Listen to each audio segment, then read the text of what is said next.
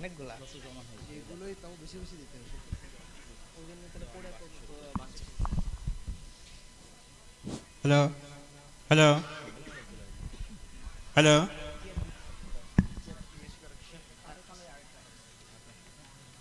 Hello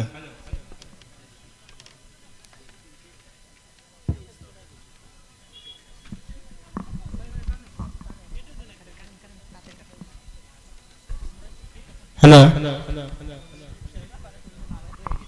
hello check hello hello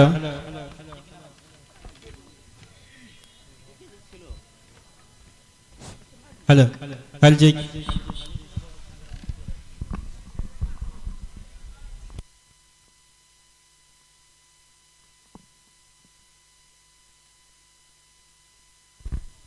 hello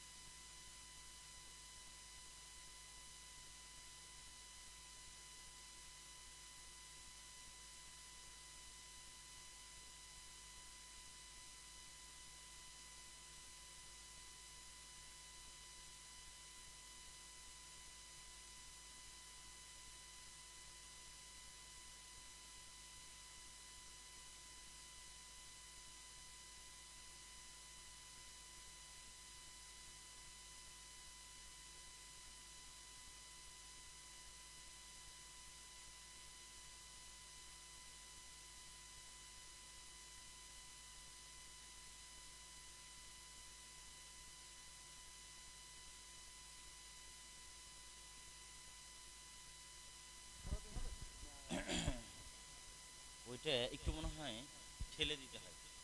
আচ্ছা, live দেখাবে কিভাবে দেখো? সরিয়ে দিলে জনগণ দেখতে পাবে, আমি দেখতে পাবো। তুমি ঠেলো, চলে যাবে। এইটা একটু খরচ। মাইক থাক, মাইক থাক, মাইক থাক। মাইক থাক।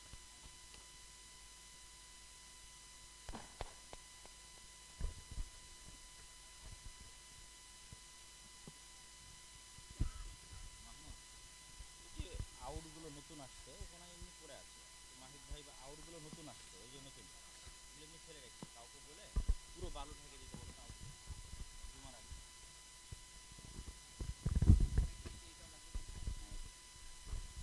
আসসালামু আলাইকুম ওয়া রাহমাতুল্লাহি ওয়া বারাকাতুহু। আলহামদুলিল্লাহ ওয়াহদাহ ওয়াসসালাতু ওয়াসসালামু আলা মান লা নাবিয়্যা বা'দাহ। যাবতীয় প্রশংসা আল্লাহ সুবহানাহু ওয়া তাআলার জন্য, যার অশেষ মেহেরবানিতে আমরা আজকে আল জামিআহ আস-সালাফিয়াহ ডাঙ্গিপাড়া পবা রাজশাহীর মাঠে পঞ্চম বার্ষিকী সালাফি কনফারেন্সে উপস্থিত হতে পেরেছি। সকলেই বলে আলহামদুলিল্লাহ। দরুদ ও সালাম বর্ষিত হোক মুহাম্মদ সাল্লাল্লাহু আলাইহি ওয়াসাল্লামের প্রতি। আজকে আমাদের এই অধিবেশনের প্রশ্ন উত্তর পর্বে আমাদের প্রশ্নের উত্তর দিবেন যোগ্য, বিজ্ঞ, অভিজ্ঞ তিনজন শায়েখ হাফিজাহুমুল্লাহ। আমার সর্ব ডান পাশে অবস্থান করছেন গতকাল থেকে যিনি আপনাদের মাঝে মধ্যেই উপস্থাপনা করছিলেন আল জামিয়া সালাফিয়া রূপগঞ্জ নারায়ণগঞ্জের সম্মানিত প্রিন্সিপাল শায়েখ আব্দুল আলিম মাদানী হাফিজাহুল্লাহ,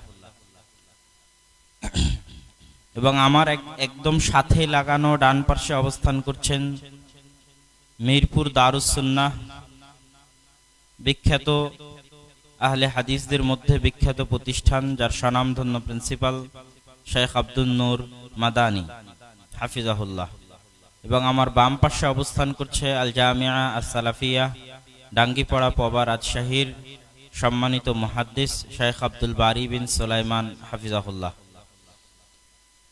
তো আমি উপস্থাপনা করব এবং আমরা তাদের নিকট থেকে প্রশ্নের উত্তরগুলো শুনবো ইনশাআল্লাহ, এবং একই প্রশ্নেই তিনজন উত্তর দিবেন। প্রথম জনের উত্তরে দ্বিতীয় জন সম্পূরক কথা বলবেন, দ্বিতীয় জনের সম্পূরক কথায় তৃতীয় জনের কাছেও যদি সম্পূরক কোনো কথা থাকে যেটা বলার মতো অতিরিক্ত, তিনি সেটা বলবেন। তো আমাদের প্রথম প্রশ্ন, টাকা দিয়ে বিদেশি মুদ্রা কিনে ব্যবসা করা যাবে কিনা, এবং এর সাথে আরো একটি প্রশ্ন উনি যুক্ত করেছেন যে বাকিতে বিক্রি করার সময় নগদের চাইতে বেশি দাম ধরা যাবে কিনা। তা আমি উত্তরের জন্য সর্বপ্রথম শায়েখ আব্দুল নূর মাদানী হাফিজাহুল্লাহর নিকটে চলে যাচ্ছি, তারপরে আব্দুল আলিম মাদানী হাফিজাহুল্লাহর নিকটে, তারপরে আব্দুল বারী বিন সুলাইমান হাফিজাহুল্লাহর নিকটে। ফালে তাফাদ্দাল মাশকুর। আসসালামু আলাইকুম ওয়া রাহমাতুল্লাহি ওয়া বারাকাতুহু। ইন্নাল হামদুলিল্লাহি ওয়াহদা ওয়াসসালাতু ওয়াসসালামু আলা মান লা নাবিয়্যা বা'দা ওয়া আলা আলিহি ওয়া আসহাবিহি ওয়া মান তাবি'আহুম বিইহসানিন ইলা ইয়াউমিদ্দিন, আম্মা বা'দ। আমাদের প্রথম প্রশ্ন হচ্ছে যে টাকা দিয়ে বিদেশি মুদ্রা কেনা বেচা করা জায়েজ আছে কিনা। তো এই বিষয়ে আমাদের যেটুকু জানা সেটা হচ্ছে, যেহেতু হাদিসে যেটা নিষেধ করা হয়েছে স্বর্ণের বিনিময়ে স্বর্ণ কম বেশি করা, এটা নিষেধ। আয-যাহাবু বিয-যাহাবি রিবা ইল্লা হা ওয়া হা, অর্থাৎ টাকার স্বর্ণের বিনিময়ে স্বর্ণ সেটা যদি কম বেশি হয় ওটা সুদ হয়ে যায়। কিন্তু এখানে যেহেতু টাকা, ডলার, রিয়াল এগুলোর জাত আলাদা আলাদা, আমি আবারও আপনাদেরকে বলি, একই জাতীয় জিনিস কম বেশি লেনদেন এটা হচ্ছে সুদ। অর্থাৎ টাকার বিনিময়ে টাকা লেনদেন, এখানে যদি কম বেশি করা হয় তাহলে এটা কি হবে? সুদ হবে।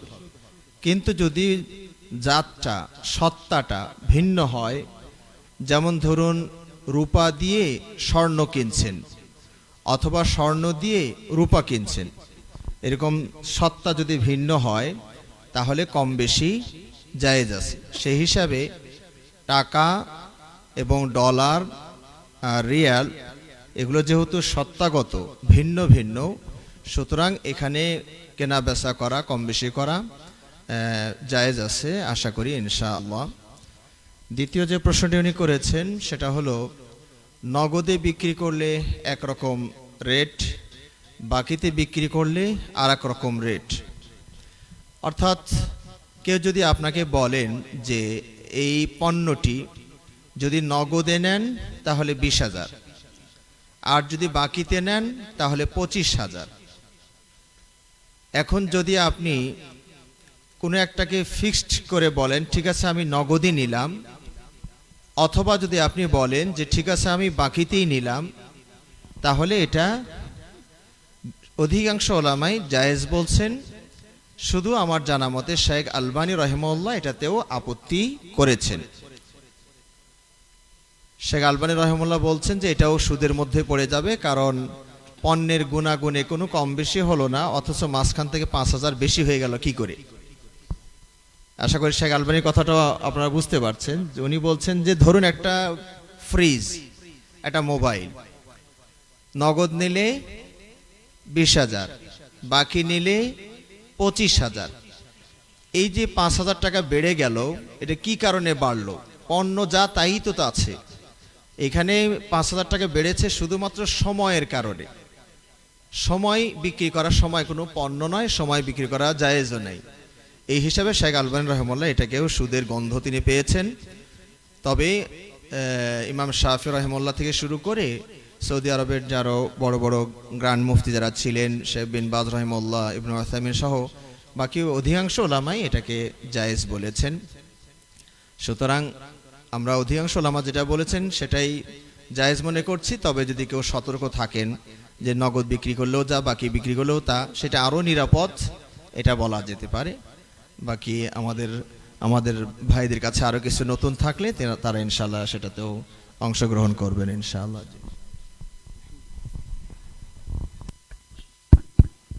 আলহামদুলিল্লাহ ওয়াসসালাতু ওয়াসসালামু আলা রাসূলিল্লাহ ওয়া আলা আলিহি ওয়া আসহাবিহি ওয়া মান ওয়ালা, আম্মা বা'দ। শেখ আব্দুল নূর মাদানী হাফিজাহুল্লাহ চমৎকারভাবে উত্তরটা দিয়েছেন। আসলে মোটামুটি উত্তরের সব দিকই এসে গেছে। তারপরে আমি এখানে একটু বলবো যে ওলামায়ে কেরাম মোটামুটি সব দেশের মুদ্রাকে আলাদা আলাদা জিন্স, আলাদা আলাদা শ্রেণী হিসেবেই উল্লেখ করেছেন এবং এ ব্যাপারে মোটামুটি সবাই একমত। তো সেই হিসেবে আমরা টাকা, ডলার, রিঙ্গিট, রিয়াল, দিনার, এগুলোকে ইউরো, এগুলোকে সব আলাদা আলাদা জিন্স, আলাদা আলাদা শ্রেণী হিসেবে ধরে আমরা কম বেশি লেনদেন করতে পারবো, এর ব্যবসা করা যাবে। তবে আমাদের সম্ভবত গুলিস্তানে যেটা চলে, ঈদের আগে পুরাতন টাকা দিয়ে নতুন টাকা বিক্রির একটা হিড়িক পড়ে যায়। এটা কিন্তু জায়েজ নেই, এটা সুদের অন্তর্ভুক্ত। কেন?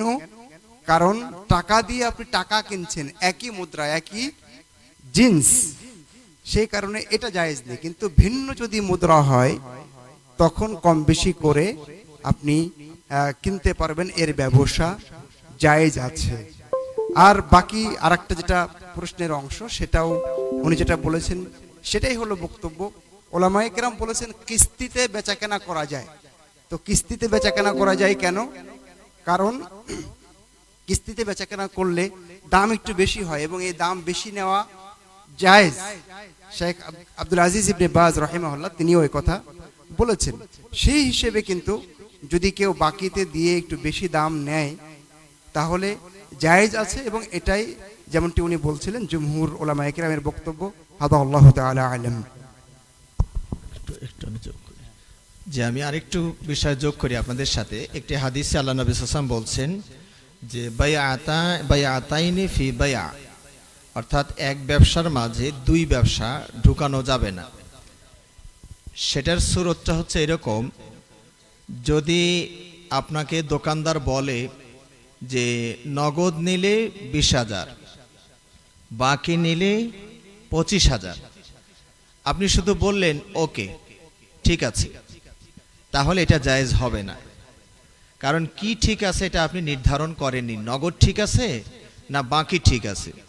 এটাকেও ইমাম শাফি রাহিমাহুল্লাহ ওই দুই ব্যবসার মাঝে এক ব্যবসা ঢুকিয়ে দেওয়া বা এক ব্যবসার মাঝে দুই ব্যবসা ঢুকিয়ে দেওয়া এর শ্রেণীভুক্ত করেছেন। আমি কি বুঝাতে পারলাম আপনাদেরকে? অর্থাৎ যখন কেউ বলবে নগদ নিলে 20, বাকি নিলে 25, আর আপনি যদি বলেন ওকে ঠিক আছে, কোনোটা নির্দিষ্ট করলেন না, তাহলে এটা নিষেধ। আর আপনি যদি বলেন ঠিক আছে আমি নগদই নিলাম, তবে টাকাটা আমি বাসা থেকে এসে দিয়ে যাচ্ছি, তাহলেও এটা জায়েজ হবে। অথবা বলেন আমি বাকি নিলাম, 6 মাস পরে আপনাকে 25,000 টাকা দিয়ে দিব। যে কোনো একটাকে নির্ধারণ করতে হবে। অস্পষ্ট যদি রেখে দেন তাহলে এটা জায়েজ হবে না। জি।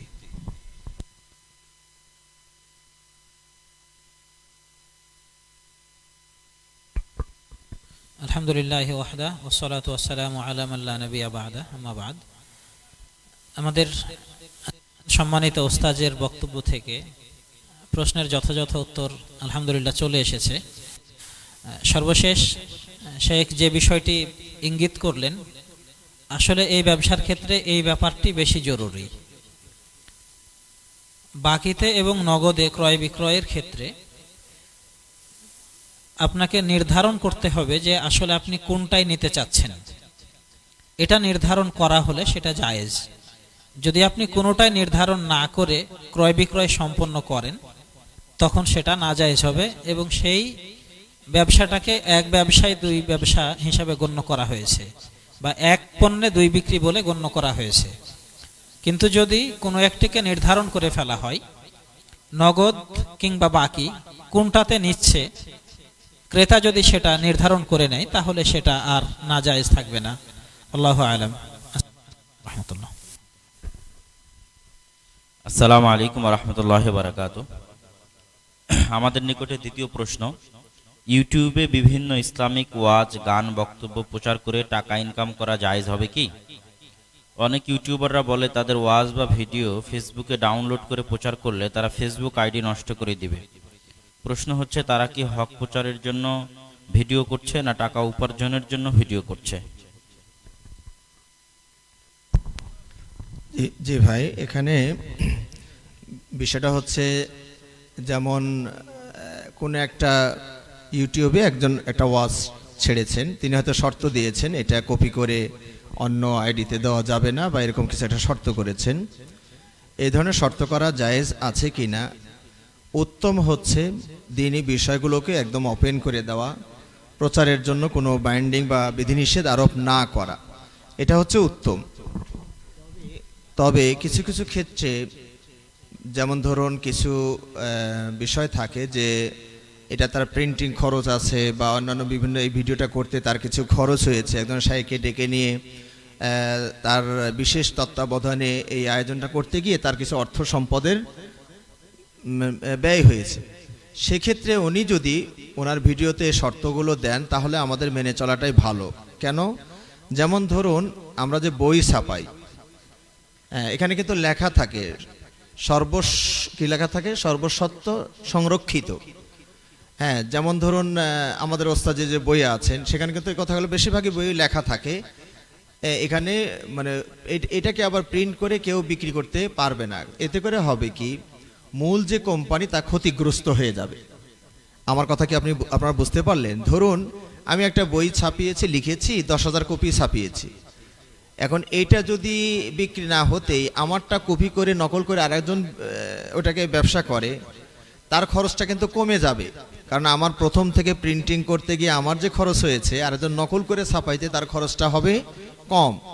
তখন সে যদি ওই পণ্যটা অল্প দামে বিক্রি করা শুরু করে তাহলে মূল যে লেখক যিনি প্রথমে এটাকে বাজারে এনেছেন তার ব্যবসায় কিন্তু ক্ষতি হয়ে যাবে, ক্ষতিগ্রস্ত হয়ে পড়বেন তিনি।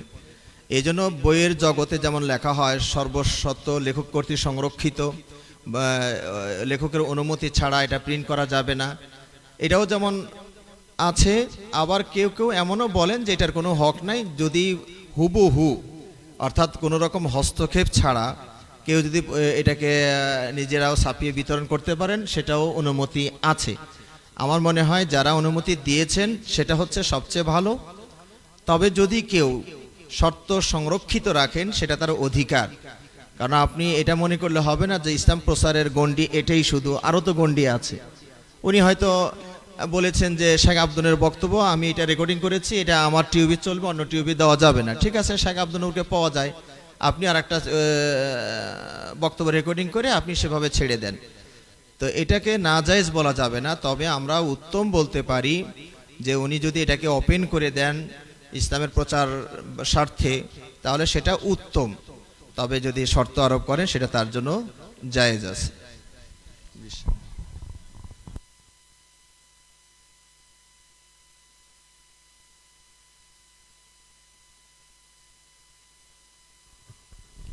আমাদের নিকটে তৃতীয় প্রশ্ন, রাগের মাথায় একবারই 3 তালাক দিলে কি তালাক হয়?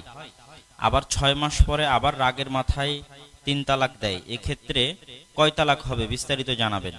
আমি শাইখদের নিকটে চাইবো, যেহেতু তালাক সংক্রান্ত অনেক প্রশ্ন আসবে, অতএব তালাক সংক্রান্ত মাসালার সারমর্মটা, তালাক কিভাবে দিতে হয়, কয় তালাক কিভাবে দিলে তালাক হবে আর কিভাবে দিলে হবে না, একটু সারমর্ম যাতে সবাই বলে দেন আর কি।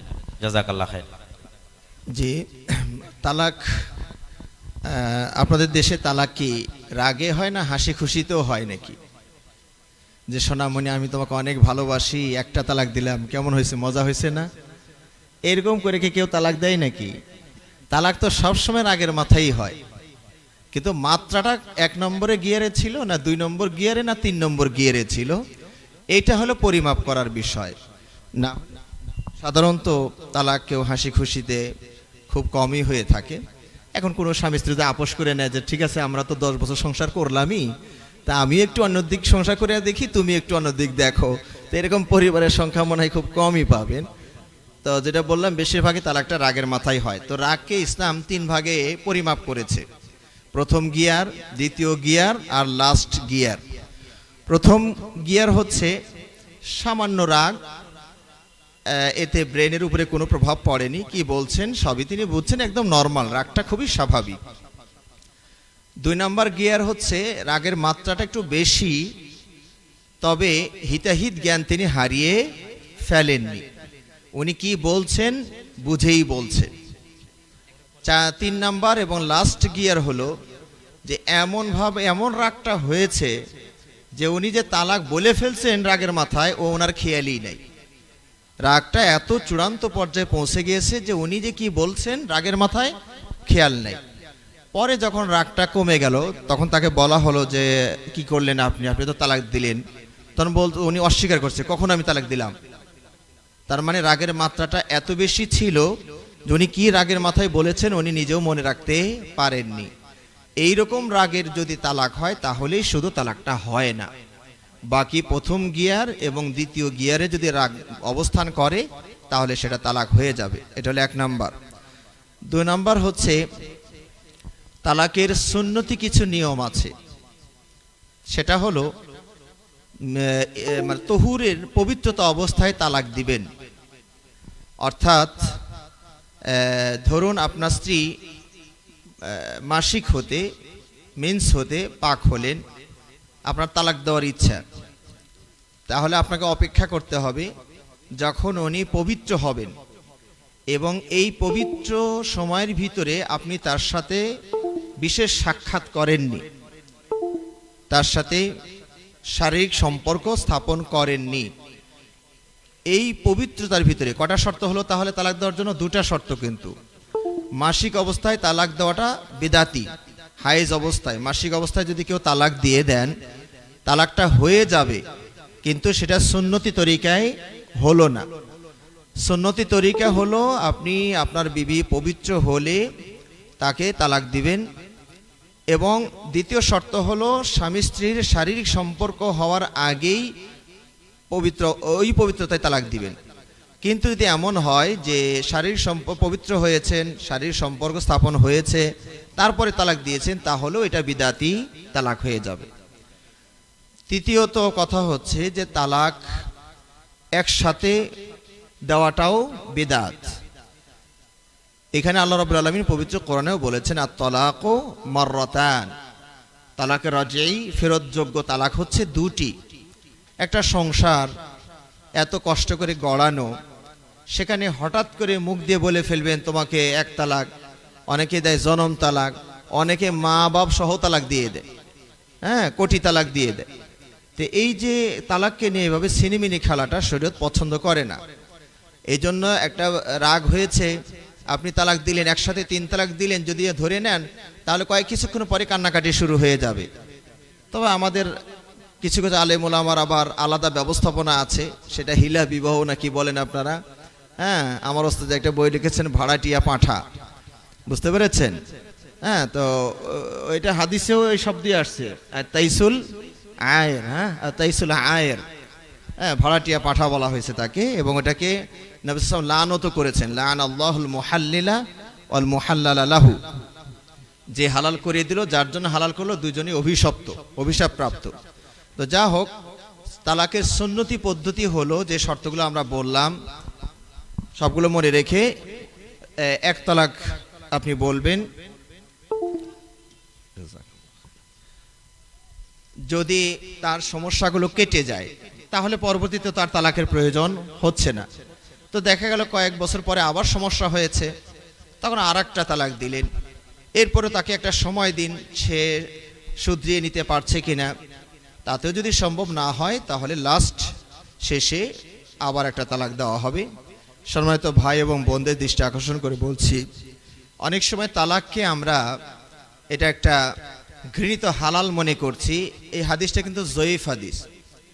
তালাককে আবগদুল হালাল ইনদাল্লাহ, আর তালাক যেটা বলা হয়েছে, তালাক হলো আল্লাহর নিকটে সবচেয়ে ঘৃণিত হালাল, এই হাদিসটা জয়ীফ।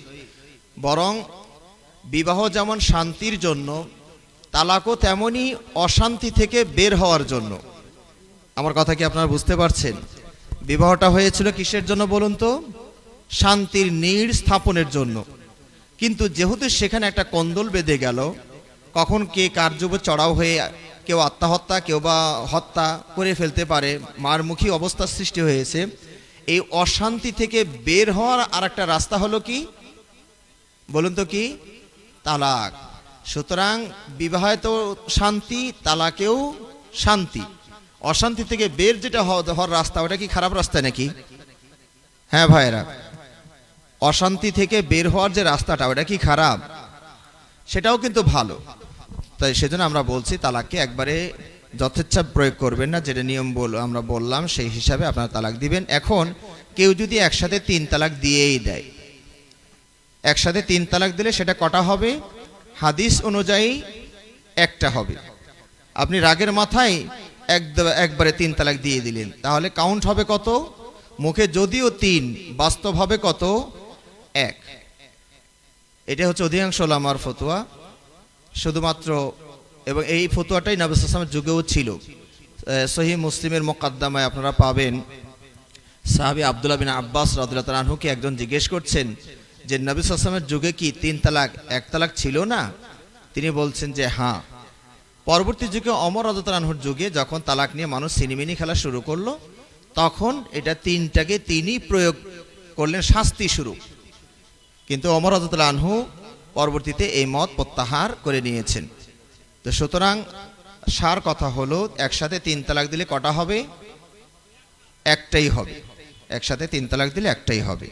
আশা করি উত্তরটা পেয়েছে। আলহামদুলিল্লাহ, শেখ মোটামুটি সব দিক তুলে ধরেছেন। উত্তরে আর তেমন কিছু বাকি নেই। তারপরেও দু একটা কথা বলি। ইসলামে আসলে বিয়েটা বিচ্ছেদ হয়ে যাক, এটা ইসলাম চায় না। সে কারণেই কিন্তু 3 ধাপে ধাপে তালাকটা দিতে বলা হয়েছে। কারণ প্রথম অবস্থায় রাগে তালাক দিয়ে দিয়েছে, তারপরে আবার ফেরত নেওয়ার সুযোগ রেখেছে ইসলাম। কারণ বিচ্ছিন্ন হয়ে যাবে একটা সংসার, এটা ইসলাম চায় না। ওয়াল মুতাল্লাকাতু ইয়াতারাব্বাসনা বিআনফুসিহিন্না সালাসাতা কুরু। 3 তুহুর বা 3 হায়েজ, মতভেদ আছে, তাদেরকে অপেক্ষা করতে বলা হয়েছে। তার মানে তারা অপেক্ষা করবে কেন? যাতে আবার ফিরিয়ে নেওয়ার সুযোগ থাকে। তাহলে একসাথে 3 তালাক যদি আমি বলে দেই এবং ওটাকে 3 তালাক হিসেবে, তালাক বাইন হিসেবে ধরে নেই, তাহলে এই আয়াত কোথায় যাবে? এটা একটা বিষয়। সেই কারণে আমরা যেভাবে তালাক দেওয়ার সিস্টেম শায়েখ বললেন, এটাই আসলে সুন্নাহ অনুযায়ী সাব্যস্ত এবং এই অনুযায়ী ফতোয়া জারি হবে। আমি রূপগঞ্জে প্রচুর ফতোয়া পাই এই বিষয়ে, খালি জিজ্ঞেস করতে আসে। হানাফি সমাজ থেকে বেশি আসে যে ঘটনাটা ঘটে গেছে, এখন আমাদের সমাজে কেউ আর ফতোয়া দেয় না। সবাই বলে হ্যাঁ শেষ, আর সংসার করা যাবে না। তো আমরা এখন সন্ধান পেলাম যে আপনারা নাকি এরকম ফতোয়া দেন যে এটা একবারই কাউন্ট হবে, তাই আসছি। তাহলে এই ফতোয়াতে তারা এখানে আসে। আসলে এটাই সঠিক ফতোয়া। আর একটা বিষয় এখানে আমি বলি, সেটা হলো শেখ বলেছেন তালাকে বিদঈ। যেমন হায়েজ অবস্থায় কেউ তালাক দিল, এটা তালাকে বিদঈ। কিন্তু তালাকে বিদঈ তালাক হিসেবে কাউন্ট হবে কিনা তা নিয়ে মতভেদ আছে। কেউ কেউ বলেছেন ওটা তালাকে বিদঈ হলেও সেটাও তালাক হিসাবে গণ্য হতে পারে। সুতরাং আমরা তালাক দেওয়ার ক্ষেত্রে খুব সাবধানী হব এবং সুন্নাহ অনুযায়ী সেগুলোকে করার চেষ্টা করব। আমাদেরকে মহান রব্বুল আলামিন তৌফিক দান করুন। তবে আমি সবসময় বলি, স্বামী স্ত্রীর ভিতরে যদি কোনো সমস্যা হয়, ঝগড়া হয় তাহলে পরস্পর মুখোমুখি হবেন না। অনেক রাগ কেউ করেছে, স্ত্রী করেছে, আপনি স্বামী, আপনি একটু বাইরে চলে যান, দোকান থেকে একটু বাজার থেকে কোনো কাজ সেরে আসেন, দেখবেন রাগ মিটে যাচ্ছে। মুখোমুখি হলেই এই ব্যাপারগুলো ঘটে। মহান রব্বুল আলামিন আমাদের সংসারগুলোকে সুখী করুন, আমিন। আসসালামু আলাইকুম রহমতুল্লাহ। সম্মানিত শায়েখদ্বয়ের কথার পরে আসলে আর কথা বলার তেমন কিছু নেই, কিন্তু আপনাদের অবস্থা একটু অমনোযোগী মনে হচ্ছে। আসলে কি আপনারা যথাযথ মনোযোগ দিয়ে শুনতেছেন কথা? মনোযোগ দিয়ে শুনলে আসলে তাদের কথার পরে আর কিছু বলার থাকে না। আমি শুধু একটি পয়েন্টই যোগ করব।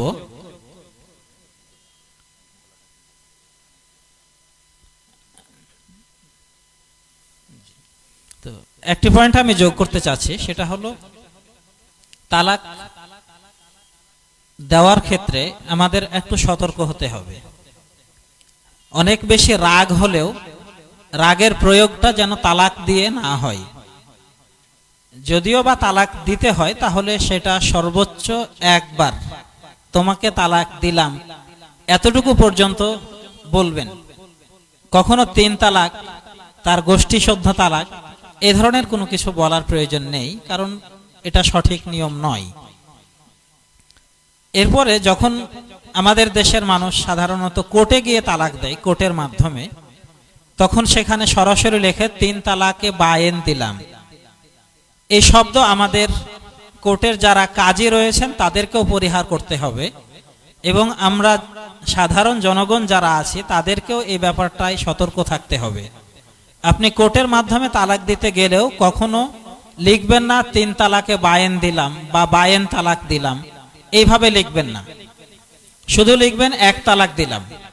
এর সুবিধাটা হলো শরীয়ত 3 তালাক দিয়েছে, এর মধ্যে 2 তালাকে ফিরিয়ে নেওয়ার সুযোগ দিয়েছে। 1 তালাক দেওয়ার পরে আপনি চাইলে 3 হায়েজ, 3 মেন্স অথবা 3 মাস, 3 মাস সময়ের মধ্যে, 90 দিনের মধ্যে আপনি স্ত্রী ফিরিয়ে নিতে পারবেন, কোনো ধরনের কারো মাধ্যম ছাড়াই, নতুনভাবে বিবাহ ছাড়াই। 3 হায়েজ, 3 মেন্সের মধ্যে আপনি স্ত্রী ফিরিয়ে নিতে পারবেন। মাঝে কোনো লোক লাগবে না, কোনো বিয়ে লাগবে না, কাউকে লাগবে না। স্ত্রীকে তালাক দিয়েছেন, 3 হায়েজ অতিক্রান্ত হওয়ার আগে, 3 হায়েজ শেষ হওয়ার আগেই স্ত্রীকে কাছে ডেকে নেবেন, 2 জন একত্রিত হবেন, স্ত্রী ফিরে আসবে। এই সুযোগ আল্লাহ আমাদের কতদিন দিয়েছেন?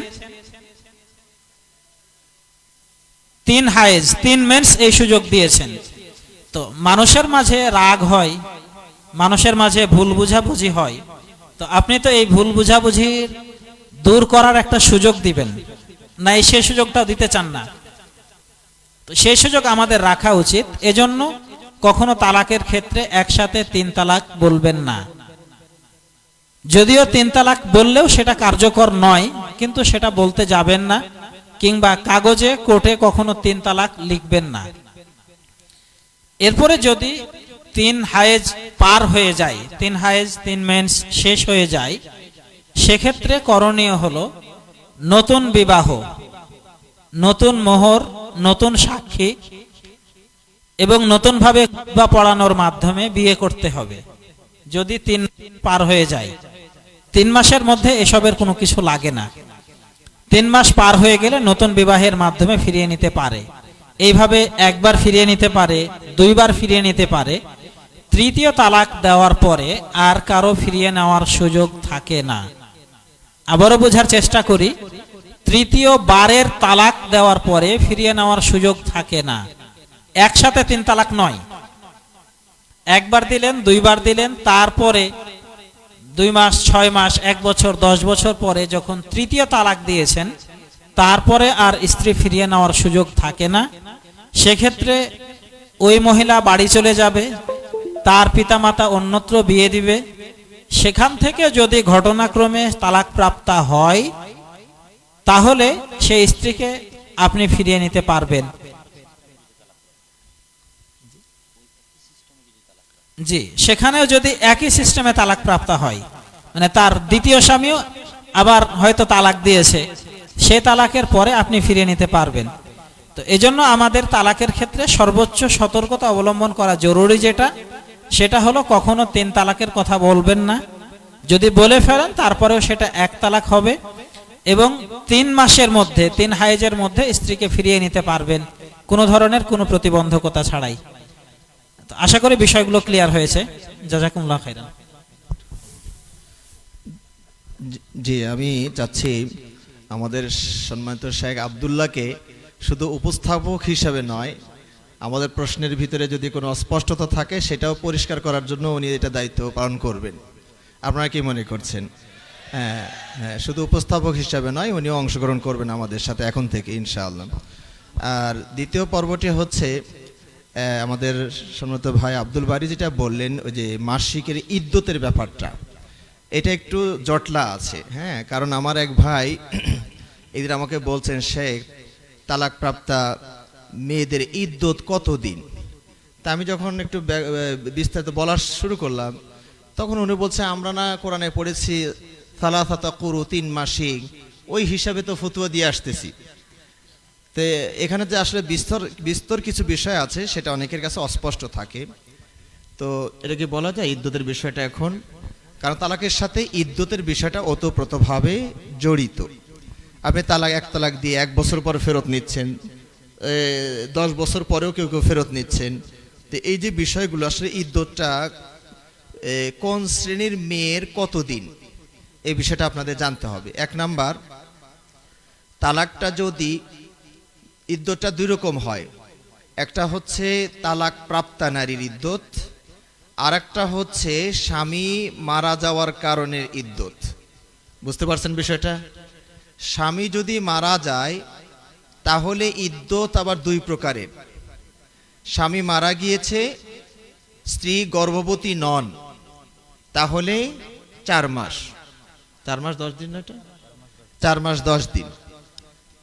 খেয়াল করছেন তো কথাগুলো? হ্যাঁ, একটু সূক্ষ্ম হবে। স্বামী মারা গিয়েছেন, স্ত্রী গর্ভবতী নন, তাহলে 4 মাস 10 দিন ইদ্যত পালন করবেন। যদি গর্ভবতী হন তাহলে প্রসব পর্যন্ত ইদ্যত পালন করবেন। অর্থাৎ স্বামী মারা যাওয়ার ঘন্টা 2 মাঝেই তিনি প্রসব করে ফেললেন, তাহলে তার ইদ্যত শেষ হয়ে গেল। বিষয়টা বুঝতে পেরেছেন? আবার এটা লম্বাও হয়ে যেতে পারে। স্বামী মারা যাওয়ার 9 মাস পরে তিনি সন্তান প্রসব করছেন, তাহলে 9 মাসই তাকে ইদ্যত পালন করতে হবে। দ্বিতীয় পয়েন্টে আমরা যাই, সেটা হলো তালাকের কারণেই ইদ্যতে আছেন, তালাক প্রাপ্তা। তাহলে এখানে অনেকগুলো আবার পর্ব আছে।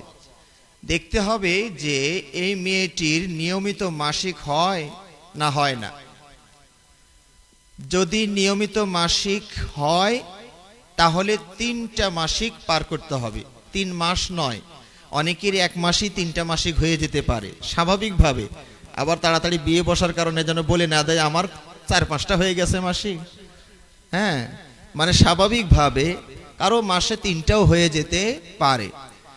যাদের মাসিক চালু আছে তাদের 3টা মাসিক পার করতে হবে। যাদের মাসিক বন্ধ হয়ে গিয়েছে অথবা শুরুই হয়নি,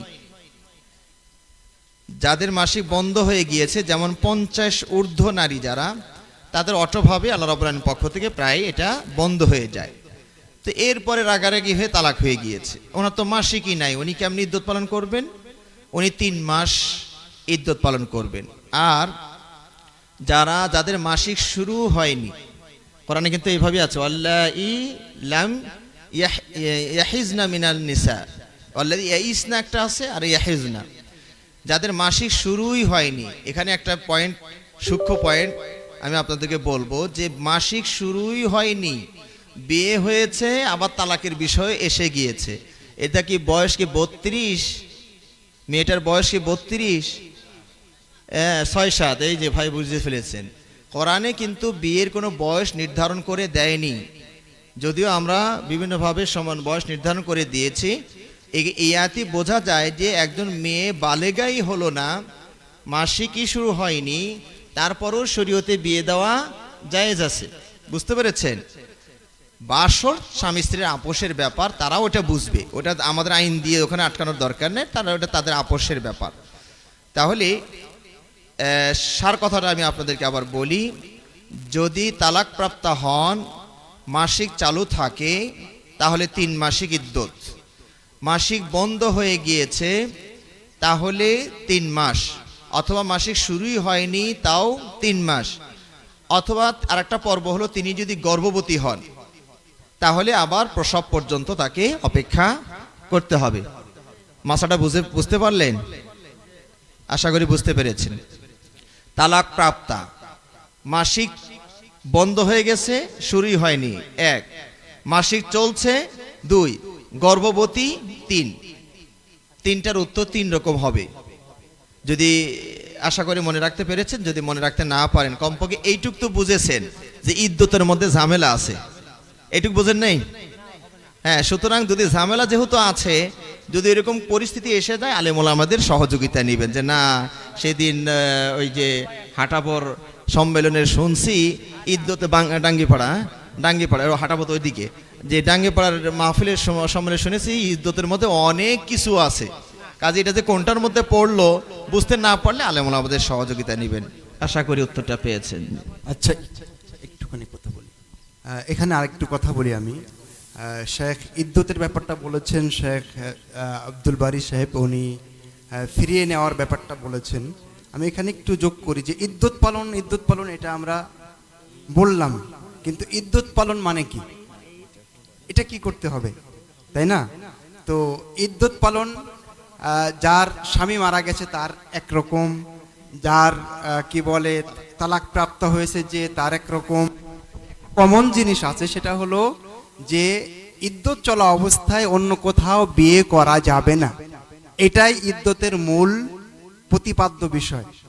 ইদ্যত পালন করবে মানে আর কোথাও সে বিয়ে করতে পারবে না যত সময় সেই সময়টা, পিরিয়ডটা না শেষ হচ্ছে। এটা একটা ব্যাপার। আর ফিরিয়ে নেওয়ার ব্যাপারে শেখ আব্দুল বারী চমৎকার কথা বলেছেন।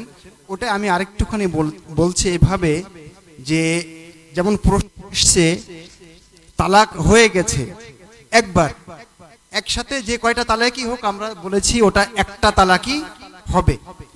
পরে আবার 6 মাস পরে তালাক দিয়েছেন, তো এখন কি হবে? এখন নিয়ম হলো এই, যেটা উনি বলেছেন যে যদি ধাপে ধাপে নিয়ম মাফিক 3টা তালাক হয়ে যায়, তাহলে সেক্ষেত্রে ফিরিয়ে নেওয়ার একটাই রাস্তা, ওই মেয়েটার স্বাভাবিক বিয়ে হতে হবে, স্বাভাবিক তালাক হতে হবে, স্বাভাবিকভাবে আবার যদি নিতে চায় তখন পারবে, একটাই রাস্তা।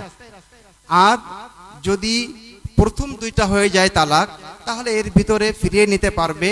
এর জন্য কোনো নতুন বিয়ে লাগবে না, উকিল লাগবে না, কিচ্ছু লাগবে না। বাস বলল যে ফিরে নিলাম, অথবা একসাথে থাকা শুরু করলো, সংসার করা শুরু করলো, ফিরে আসলো, এইভাবে ফিরিয়ে নেওয়া যায়।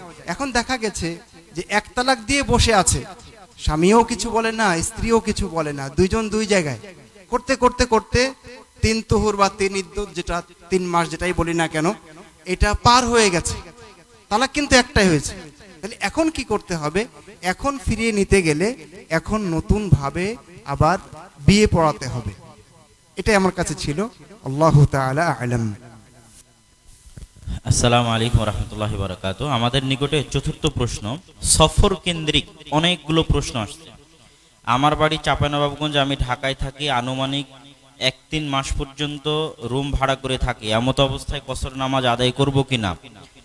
গতকালকে মাগরিব পরে অনেকে মুকিম অবস্থায় কসর আদায় করলেন, এর শরিয়া সম্পর্কে একটু বিস্তারিত জানাবেন। শায়েখ, সফরে কসর করার বিধান কি এবং সফরে জামাত কতটুকু করা যাবে? এখানে আমরা সবাই প্রায় মুসাফির, জামাতে সালাত 4 রাকাত আদায় করলে কোনো সমস্যা হবে কি? 5 ওয়াক্ত সালাত কত রাকাত করে সালাত আদায় করব? মুসাফির অবস্থায় সুন্নাত সালাত আদায় করব কিনা? অনেক প্রশ্ন সফর সংক্রান্ত। যে সফরের আসলে বিষয়টা বিস্তর এবং অনেকটা জটিল, এখানে মতভেদেরও অনেক মাসলা মাসাইলা আছে। তো প্রথমত আমরা শুরু করি যে সফর আসলে কাকে বলে এবং কি উদ্দেশ্যে গেলে এটা সফর ধরা হবে। তো প্রথমে দূরত্বটাকে আপনাকে পরিমাপ করে নিতে হবে। তো কতটুকু দূরত্ব গেলে আপনি কসর করতে পারবেন এ নিয়েও প্রায় 12টারও বেশি মতামত আছে। কেউ 48 মাইল বলেছেন, কেউ 9 মাইল বলেছেন, কেউ 3 মাইল বলেছেন, কেউ এক দিনের রাস্তাও 1 মাইলও কেউ কেউ বলেছেন, অর্থাৎ 1 মাইল গেলেই উনি মুসাফির কসর করতে পারবেন। এভাবে অনেকগুলো আপনারা মতামত পাবেন। তবে শেখ আলবানী রহিমউল্লাহর যে মতটি এবং আরও অনেক ওলামা এই মতে আছেন, তাদের মত হলো যে সফরের নির্দিষ্ট কোনো দূরত্ব নাই। আপনি যখন যে সমাজে বসবাস করছেন সেই সমাজের মানুষ যতদূর গেলে এটাকে সফর মনে করে ওইটা হলো সফর। এখন ধরুন আমরা এখন ডাঙ্গিপাড়া আছি, এখন আব্দুল আলিম ভাই যদি আপনাদেরকে বলেন যে ভাই সাহেব আমি একটু সফরে যাচ্ছি, দোয়া করিয়েন, তো কোথায় যাচ্ছেন? কয় রাজশাহী শহরে। তাহলে আপনারা কি করবেন? উকুন মারবেন না, এটা সফর, রাজশাহী ডাঙ্গি এখানে যাচ্ছে, এটা সফর। তাহলে এটাকে সমাজ সফর মানছে না। কিন্তু যদি আপনি বলেন যে আমি কক্সবাজার যাচ্ছি, আলহামদুলিল্লাহ, আল্লাহ আপনাকে হেফাজতে রাখুন, সহি সালামতে নিয়ে যান, ঢাকা যাচ্ছি, গাজীপুর যাচ্ছি, এই দূরত্বগুলো আমরা মেনে নিই সফর। তো যতটুকু আপনি যে সমাজে বসবাস করছেন ওই সমাজের মানুষ মানে যোগাযোগ ব্যবস্থা উন্নতি অবনতির কারণে একসময় দেখুন যে দূরত্বটাকে সফর মনে করা হতো সাইকেলের যুগে, এখন এই প্লেন, প্রাইভেট কার, হোন্ডার যুগে ওই দূরত্বটা আর এখন অত দূর মনে হচ্ছে না। তাহলে যুগ এবং কাল ভেদে পরিবর্তনশীল। সার কথা হলো আপনি যে সমাজে বসবাস করছেন এই সমাজের মানুষ যত দূর গেলে এটাকে সফর ধরে ওটা হচ্ছে সফরের পথ। এটা 1 নম্বর মাসালা। 2 নম্বর হলো আমি কতদিন অবস্থান করলে সেখানে কসর করতে পারবো। এখানেও আপনার অনেকগুলো মতামত পাবেন।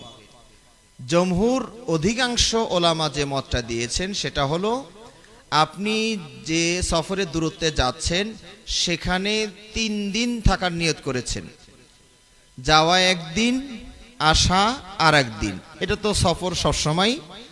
অবস্থান করবেন কয়দিন? 3 দিন।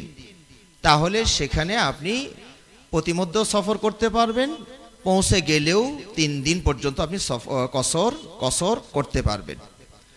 কিন্তু যদি আপনি 5 দিনের সফরে যাচ্ছেন, ঢাকাতে রাজশাহীর মানুষ 5 দিনের সফর, টার্গেটই 5 দিন, 5 দিনের নিচে কোনোভাবেই সম্ভব নয়, তাহলে আপনি প্রতিমধ্যে কসর করবেন, পৌঁছে গেলে আর কসর করবেন না, আপনি ওখানে মুকিম হয়ে গেলেন এই নিয়ত করে ফেলবেন। তবে যদি আপনি দোদুল্যমান থাকেন যে আমি কাজটা যে কাজে যাচ্ছি কাজটা যদি হয়ে যায় তাহলে আমি চলে যাব, তো যাওয়ার সাথে সাথে কাজ হয়ে গেল, চলে আসবেন, কিন্তু হলো না, আগামীকাল আবার যেতে হবে, গেলেন, হলো না, আগামীকাল হবে, এইভাবে যদি আপনি 6 মাস, 1 বছর, 10 বছরও থাকতে হয়, কথার কথা আর কি, দোদুল্যমান যদি থাকেন তাহলে আপনি যতদিন মানে দোদুল্যমান অবস্থায় আছেন কসর করতে পারবেন। এরপরের যে মাসলাটি হলো যে সফরে কসর করাটা বাধ্যতামূলক নাকি অনুমতি, মাসলাটা খেয়াল করেছেন? অর্থাৎ আপনি যখন নিশ্চিত সফরে তখন কসর করাটা বাধ্যতামূলক না এটা ছাড়, একটা অনুমতি, নিলেও পারেন না নিলেও পারেন। তো এই বিষয়টা নিয়ে শেখ আব্দুর রহমান আল মুবারকফুরি রাহিমাহুল্লাহ তুহফাতুল আহওয়াদি তিরমিজির ব্যাখ্যা গ্রন্থ লিখেছেন। তিনি প্রায় 12 পৃষ্ঠার মতো উভয় পক্ষের মতামত নিয়ে পর্যালোচনার শেষে তিনি সার কথা এটা বলেছেন। 12 পৃষ্ঠার পরে সার কথা হলো যে আল্লাহ নবী সাল্লাল্লাহু আলাইহি সাল্লাম সফরে কোনো দিনও পুরা পড়েননি, বুঝতে পেরেছেন? কোনো দিন পুরা পড়েননি। সুতরাং আমরা সফরে থাকলে আমরা পুরা পড়ব না, ওই যেটা ছাড় আছে ছাড়টাই নিব। এখন এটা বাধ্যতামূলক না রুখসা ছাড় সেই বিষয়ে আমরা বিতর্কে নাই গেলাম। আল্লাহ নবী সাল্লাল্লাহু আলাইহি ওয়াসাল্লাম কোনোদিনও সফরে পুরা পড়েননি, আমরাও সফরে পুরা পড়ব না, কসর করব। এখন মাসআলা হলো, আপনারা এখন অনেকে বলছেন যে আমরা সবাই মুসাফির, এখানে আমরা 4 রাকাত পড়ছি। এখানে বিষয়টা হলো আপনার বেশিরভাগ মুসাফির, এটা যেমন ঠিক, কিন্তু ইমাম একাই উনি যদি মুকিম হন, বুঝতে পেরেছেন, ইমাম যদি মুকিম হন আর আপনারা যদি মুসাফির হন, তাহলে কারটা মেনে চলতে হবে? মুকিমেরটা মেনে চলতে হবে। এখানে আমাদের আব্দুল্লাহ ভাইরা আছেন, ওনারা সবাই মুকিম, আমরা দূর থেকে এসেছি, আমরা মুসাফির। ইমাম যদি মুকিম হন তাহলে ইমামেরটাই ফলো করতে হবে, আপনাকেও 4 পড়তে হবে যদিও আপনি মুসাফির। কিন্তু ইমাম যদি মুসাফির হন, মুক্তাদি যদি 2 রকম থাকে, মুক্তাদি যদি মুকিম হয়, ইমাম একজনই মুসাফির, মুক্তাদি সব কটা মুকিম, তাহলে ইমাম 2 রাকাত পড়ে সালাম ফিরিয়ে দিবেন, মুকিমরা সালাম না ফিরিয়ে এবং ওই পর্যন্ত বসেও থাকবেন। আমি মাসলাটা বিভিন্ন জায়গায় ট্রাই করতে গিয়ে নানান ধরনের বিপদ দেখেছি। আমি বলে দিয়েছি যে আমি সালাম না ফিরা পর্যন্ত কেউ উঠবেন না। অনেকেই করেছেন কি, আমি বসে আছি, ও মনে করছে যে বেকার বসে থেকে লাভ কি, ও এর মধ্যেই সালা শুরু করে দিছে উঠে। আবার অনেকেই আছেন সালাম আমার সাথে উনিও সালামও ফিরিয়ে দিয়েছেন, দুটো ভুল হয়ে গেল। আমরা বলছি কি যে আপনি মাসবুক হলে 2-1 রাকাত ছুটে গেলে যেভাবে সালাতটা একা একা পড়ে নেন ওইভাবে একা একা পড়ে নেবেন। ইমাম মুসাফির আর মুক্তাদি মুকিম কি করতে হবে? ইমাম 2 রাকাত সালাম ফিরিয়ে দিবেন, 2 রাকাত পড়ে ডানে বামে সালাম ফিরাবেন, এরপরে আপনারা উঠে গিয়ে আপন আপন 2 রাকাত পড়ে নেবেন। ইমাম মুসাফির, মুক্তাদিও মুসাফির, তাহলে তো কোনো সমস্যা নাই। ইমাম মুসাফির বা মুকিম যেটাই বলুন, মুসল্লিরা 2 রকম আছে, কেউ মুকিম কেউ মুসাফির। তাহলে কি করবেন? যদি ইমাম মুসাফির হন, মুক্তাদিও মুসাফির, তাহলে ইমামের সাথে সাথে সালাম ফিরিয়ে দিবেন। কিছু মুক্তাদি আছেন মুকিম, তারা বাকিটুকু সালাত পূর্ণ করবেন। মাসটা কি বোঝা যাচ্ছে? হ্যাঁ, তো এই বিষয়গুলো খেয়াল রাখবেন। আর আমার এক ছাত্রকে একদিন দেখলাম আমার সাথে মাহফিলে সফরে গিয়েছে, ও মাগরিবকেও কসর করলো। তাই আমি বললাম যে তুমি এটা কি করলা? কারণ ওস্তাদজি কসর করলাম। তো মাগরিবেরও কসর আছে নাকি? হ্যাঁ, এটা খেয়াল রাখতে হবে। কসর হচ্ছে 4 রাকাত বিশিষ্ট সালাতকে 2 রাকাত পড়বেন। তো 4 রাকাত বিশিষ্ট সালাত কোন কোন ওয়াক্ত? জোহর, আসর, এশা, এই 3 ওয়াক্ত শুধু 4-এর জায়গায় 2। কিন্তু ফজরের কসর করে 1 পড়বেন নাকি আবার?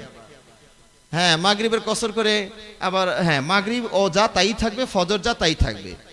আরেকটা মাসালা হলো যে আমরা এখন মুকিম মুসাফির অবস্থায় সুন্নাতে মুআক্কাদাগুলো পড়বো না পড়বো না, আরেকটা মাসালা না? এটা আপনার ইচ্ছা, আপনি পড়তেও পারেন নাও পারেন, না পড়লে অনুমতি আছে, আপনি সওয়াব থেকে বঞ্চিত হলেন, পড়লে সওয়াবটাও পেয়ে গেলেন। সফরের আরো অনেক মাসালা মাসাইল আছে, আমার ব্রেনে আপাতত যেটুকু মনে হলো বলার সেটুকু আমি বললাম, বাকিটুকু আমরা আমাদের সম্মানিত শাইখদের কাছ থেকে শুনবো ইনশাআল্লাহ। জি, আলহামদুলিল্লাহ, সফরের ব্যাপারে অনেক লম্বা কথা বলেছেন শেখ এবং আমরা উপকৃত হয়েছি আলহামদুলিল্লাহ। আমি 2-1টা বিষয় একটু যোগ করব। আসলে এই বিষয়ে কথা বলতে গেলে দেখা যাবে যে প্রশ্নোত্তর পর্ব শেষ হয়ে যাবে, আরো অনেক প্রশ্ন আমাদের সামনে, তো সময়ও শেষ হয়ে আসছে, আমাদের আরো প্রোগ্রাম আছে। তো 2-1টা কথা আমি এখানে যোগ করতে চাই। তার ভিতরে একটা হচ্ছে যে আমরা কেউ কেউ বলি যে একটু গেলেই, ধরেন এখানে আপনি আছেন নদাপাড়া গেলেই বা রাজশাহী শহরে গেলে আপনি কসর করতে পারবেন। তো এটা আসলে কেমন? তো উনি বলেছেন যে এই ব্যাপারে মতভেদ আছে। তো এখানে বিষয় হলো যে আপনার নিজের এলাকা পার হলেই আপনি কসর করতে পারবেন, এটা ঠিক, কিন্তু সেটা কখন? যখন কসরের অনুমোদিত যে সফর, সেই সফরে আপনি বের হয়েছেন, তখন আপনি নিজের এলাকা পার হয়ে গিয়ে রাস্তায় কসর শুরু করতে পারবেন। কাছাকাছি আছেন তাও আপনি কসর শুরু করতে পারবেন, কিন্তু আপনি যাচ্ছেনই কাছে, যেটা সফরের দূরত্ব নয়, সেখানে কিন্তু এই হুকুম বলবৎ হবে না। তারপরে আরেকটা বিষয় হলো সফরে জমা করার ব্যাপারটা। জমা করা মানে জোহর এবং আসরকে একসাথে পড়া, মাগরিব এবং এশাকে একসাথে পড়া। মনে রাখবেন, কসর সফরের সাথে নির্দিষ্ট, সফরের একটা বৈশিষ্ট্য হলো কসর করা, কিন্তু সালাত জমা করা, 2 সালাতকে একত্রিত করা, এটা কিন্তু সমস্যার সাথে সম্পর্কিত। কথা বুঝতে পেরেছেন? আমি কসর করব কিন্তু আমার সমস্যা নেই, তাহলে আমার জমা করার দরকার নেই। আমি টাইম বাই টাইম পড়তে পারছি সফরেও, তখন আমি টাইম বাই টাইম প্রতি ওয়াক্তে, আমার যদি সমস্যা না থাকে তাহলে আমি পড়বো, কসর করব ঠিকই। কিন্তু সালাত জমা করা জোহরকে আসরের সাথে বা মাগরিবকে এশার সাথে, সেটা আগে হোক পরে হোক, জামা তাকদিম বা জামা তাখির যেটাই হোক না কেন, এটা যে আমরা পড়ব, এটা কিন্তু সমস্যার সাথে সম্পর্কিত। মুকিম অবস্থায়ও কেউ সালাত জমা করতে পারে। যাই হোক, ধরেন একটা ডাক্তার ওটিতে ঢুকবেন জোহরের সময়, তো অপারেশনটা অনেক লম্বা, মাগরিব হয়ে যেতে পারে কাছাকাছি, তখন উনি কিন্তু জোহর এবং আসর একসাথে পড়ে নিয়ে তারপরে ওটিতে ঢুকতে পারবেন। এটা হলো জমার সিস্টেম। যেহেতু সফরের সাথে জমাটাও এসে যায়, তাই আমি একটু ব্যাপারটা বলা ভালো মনে করলাম। এরপরে একটা বিষয়, যে সফরে আমরা এই কসর করব কিনা, শাইখ বলেছেন, আমি এখানে একটু যোগ করতে চাই। মহান রব্বুল আলামিনের পক্ষ থেকে এটা কিন্তু একটা ছাড়, এটা আমরা গ্রহণ করি, এটা আল্লাহ ভালোবাসেন। সুতরাং আমরা কসর করলেই বেশি ভালো, যেহেতু আল্লাহ রসুল সবসময় কসরই করেছেন, তাই এবং আল্লাহ ভালোবাসেন, সেজন্য আমরা কসর করে পড়াই ভালো হবে। বাকি এখানে গতকালকে যেটা দেখেছেন আপনারা, যে উস্তাদজিও কিন্তু যারা সফর করে এসছিলেন তাদের সাথে সালাত আদায় করেছেন। সাথে আমার বন্ধু ডক্টর ইমামউদ্দিন বিন আব্দুল বাসির, তিনিও সালাত আদায় করেছেন। এটা আসলে ওনারা নফল হিসেবে আদায় করেছেন। কথা বুঝতে পেরেছেন? হাযা আল্লাহু তাআলা আলাম। দেখি যে ওই যে ভাই আব্দুল আলিম ভাই দুটো পয়েন্ট, ভালো গুরুত্বপূর্ণ দুটো পয়েন্ট যোগ করেছেন।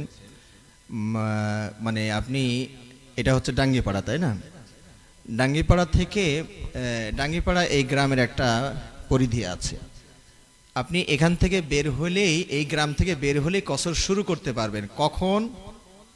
যদি আপনি ঢাকার নিয়ত করে বের হয়েছেন। মাসাটা কি বুঝতে পেরেছেন আপনারা? মানে কসরটা আপনি শুরু করবেন, আপনি কসরের এর মধ্যে এসে গেছেন, অর্থাৎ আপনি যে ঢাকার উদ্দেশ্যে রওনা করেছেন, তাহলে আপনি কি মুসাফির না মুকিম? মুসাফির। কিন্তু এখন জোহরের সালাতের সময় হয়ে গেল, এই ডাঙ্গিপাড়া এই গ্রামটা পার হয়ে গেলেই আপনার জন্য জায়েজ আছে এখন জোহর আসর একসাথে পড়ে নেওয়া। এবং মুসাফির অবস্থায় জোহর আসর একসাথে পড়া আর মাগরিব এশা একসাথে পড়ার কোনো যৌক্তিক কারণও লাগবে না। এটা মুসাফির হিসাবে আপনার জন্য আল্লাহর পক্ষ থেকে একটা বোনাস। ধরুন আপনার কোনো মানে নাই, আপনি আসরের সময় আসর, জোহরের সময় জোহর পড়তে পারেন, তারপরও মন চারে যে না জোহরটা পড়ে একটা ঘুম দরকার, ঘুম দিয়ে দিব, আপনার জন্য কোনো কারণও লাগবে না। আপনি জোহর আসর একসাথে পড়ে ফেলতে পারবেন, অথবা জোহরটাকে বিলম্ব করে আসরের সাথে নিতে পারবেন।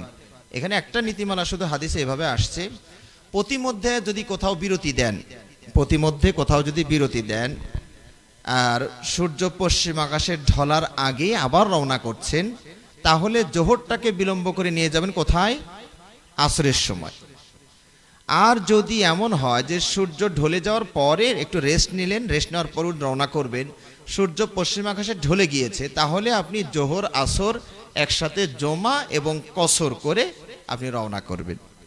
তো আশা করি উত্তরটা পেয়েছেন। জি, আমাদের সময় প্রায় শেষে এসেছে, কেননা আমাদের এর পরে জরুরি দুইটা ঘোষণা, যে এর পরেই বাইতুল হাম জামে মসজিদে আদ-দাওয়া ইলাল্লাহর দাওয়াতি সমাবেশ।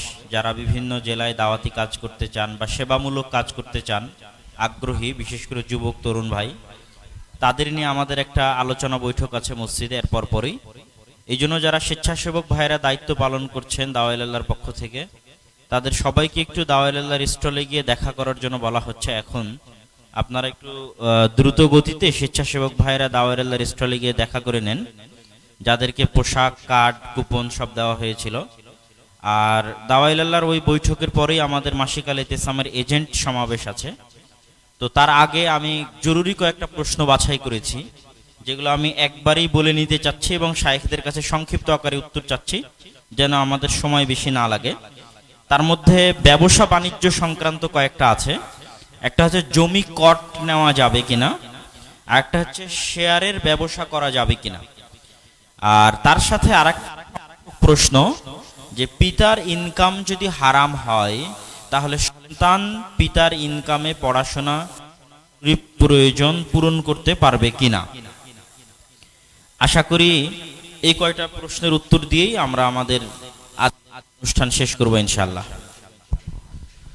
জমি কট এটা একটা আঞ্চলিক শব্দের মতো, তবে বন্ধক রাখা, আবার ঢাকার ভাষা দেখি মর্গেজও বলে, মর্গেজ রাখা, যেমন ফ্ল্যাট মর্গেজ রাখে।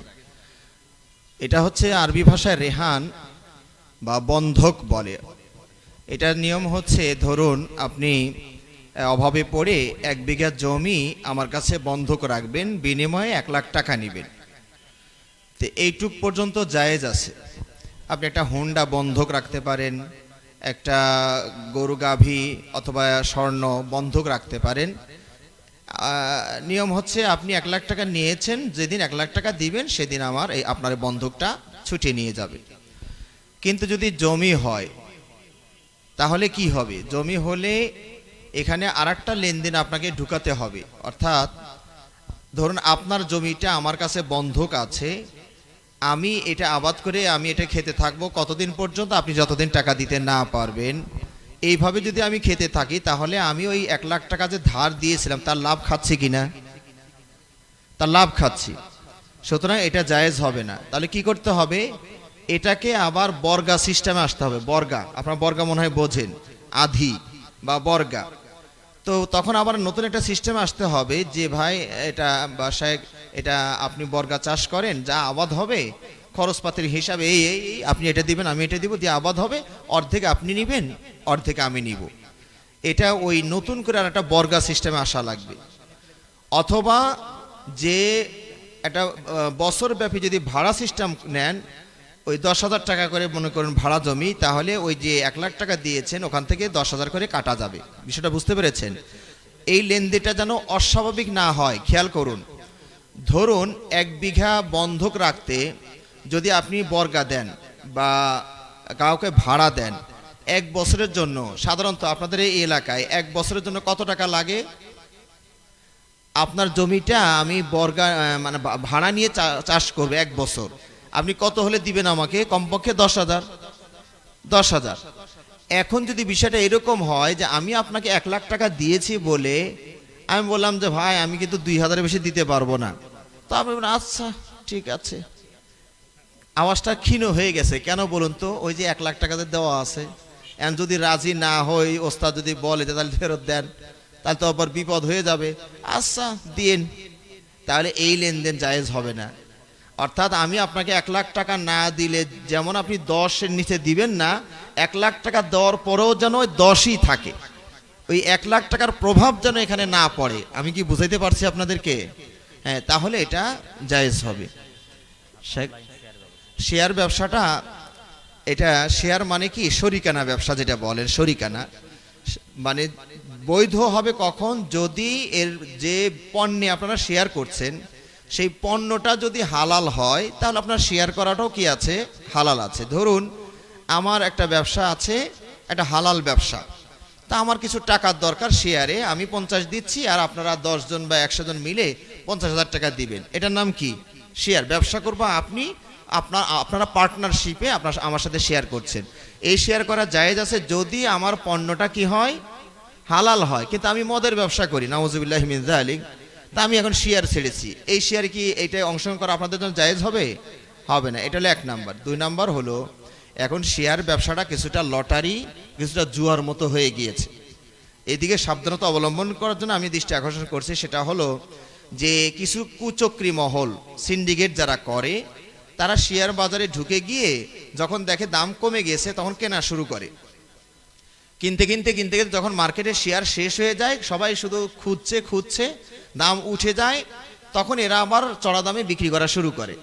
বিক্রি তখন শেষ, এরা তখন পটলা পাটলি গছিয়ে গা ঢাকা দিয়ে দেয়, এরপর আর শেয়ার দাম নাই, গ্রাহক নাই, তখন এটা আবার পতন হয়ে যায়। যখন পতন হয় ওই সিন্ডিকেট গ্রুপ আবার চলে আসে, ঢুকে যায়, কমে গেছে দাম, এখন কেন।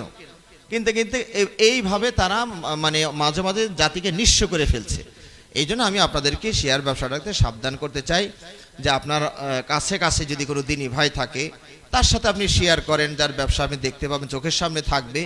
এই জাতীয় শেয়ারটা, এই জাতীয় অংশগ্রহণটা আমার কাছে মনে হয় বেশি ফলপ্রসূ, আর ওইভাবে যেটা বলছেন সেটা নয়। পাশাপাশি আরও দু একটা পয়েন্ট না বললেই নয়, যদিও আমি আমার ভাইদেরকে সতর্ক করি, ইভালির যে ব্যবসাটা শুরু হয়েছিল, এই যে ডেস্টিনি, এই আঙ্গুল ফুলে কলা গাছ হওয়ার যত অফার আছে ভাইরা, এগুলো তো আমার পিছনে মনে হয় ছাত্র জীবন থেকে ঘোরে, বুঝতে পেরেছেন?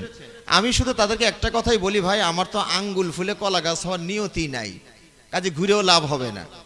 এই যে ইভালি দেখেন, তারা 4 মাসের মেয়াদ নিয়ে আপনাদের কাছে টাকা সংগ্রহ করলো, ঠিক না? 4 মাস পরে আপনাকে পণ্য দেওয়া হবে। প্রথম খুব দেওয়া দেই শুরু হলো, এখন পুরোটা বন্ধ হয়ে গেছে কিনা?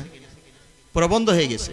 আমি আমার ওই সময় থেকে আমাকে যে ভাইরা জিজ্ঞেস করেছেন, আমি উল্টাটা বলেছি যে কোম্পানি যদি এতই পারে তাহলে আগে পণ্যটা দেখ, 4 মাস পরে আমি টাকা দিবনি, টাকা পরে, পণ্যটাও আগে দেখ। কিন্তু তারা এটা তো করেনি, করেছে কি, টাকা পণ্য নিয়ে কোটি কোটি টাকা নিয়েছে আপনাদের কাছ থেকে, পণ্য 4 মাস পরে দিবে, এখন গা ঢাকা দিয়ে দিয়েছে। এই জন্য এগুলো ব্যাপারে আপনারা সাবধান থাকবেন। তো শেয়ার ব্যবসার ব্যাপারেও আমি আপনাদেরকে সাবধানী করব, যদিও শরীয়ত বৈধতা দিয়েছে পণ্যটা যদি মানে হালাল হয় ওই পণ্যের শেয়ার করতে পারবেন। পর্নোগ্রাফি সিনেমা 2 কোটি লাগবে, 1 কোটি উনি দিচ্ছেন আর 1 কোটি শেয়ার, এটাতে শেয়ার করা যাবে? করা যাবে না। আর কি যেন বলছিলেন? হ্যাঁ জি, আশা করি উত্তরগুলো পেয়েছেন। হ্যাঁ, ভাইয়ের যদি কোনো অংশগ্রহণ থাকে, সম্পর্ক কিছু থাকে, তাহলে ইনশাআল্লাহ উত্তর এসে গেছে শায়েখের জবাবে। তারপরে আমি বলি যে আমরা যেটাকে লিজ বলছি, লিজ হিসেবে পরিচিত জমি, সেটা আমরা করতে পারি। যে টাকা দিয়ে নিয়েছেন ওটা ভাড়া সিস্টেম, যেটা আর কি আমাদের এলাকায় দক্ষিণবঙ্গে ওটাকে লিজ হিসাবে বলে। তো যাই হোক, জমিটা আপনি করেছেন 4 বছর 5 বছর, একটা নির্দিষ্ট টাকার বিনিময়ে, সময় শেষ হয়ে গেছে, টাকা আর ফেরত দেওয়া লাগেনি, শেষ, এটা ঠিক আছে।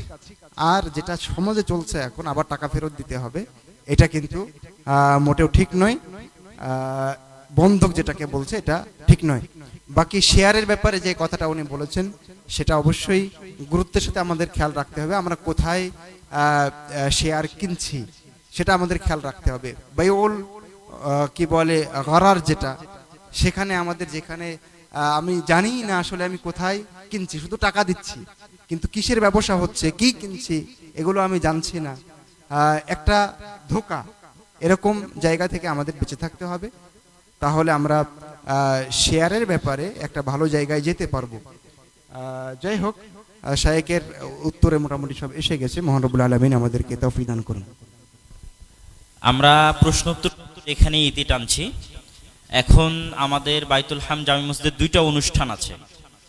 প্রথম অনুষ্ঠানটা হচ্ছে যারা বিভিন্ন জেলায় দাওয়াতি কাজ করতে চান, জামিয়া সালাফিয়ার সাথে বা মানব সেবামূলক কাজ করতে চান, যুবক তরুণ বয়োবৃদ্ধ সবাই যাবেন, ওখানে আমাদের কিছু আলোচনা হবে। আর তারপর পরই সেখানে মাসিক আল ইতিসামের যে এজেন্ট ভাইয়েরা আজকের অনুষ্ঠানে উপস্থিত হয়েছেন সালাফি কনফারেন্সে, সকল এজেন্টকে অনুষ্ঠানে উপস্থিত হওয়ার জন্য বলা হচ্ছে।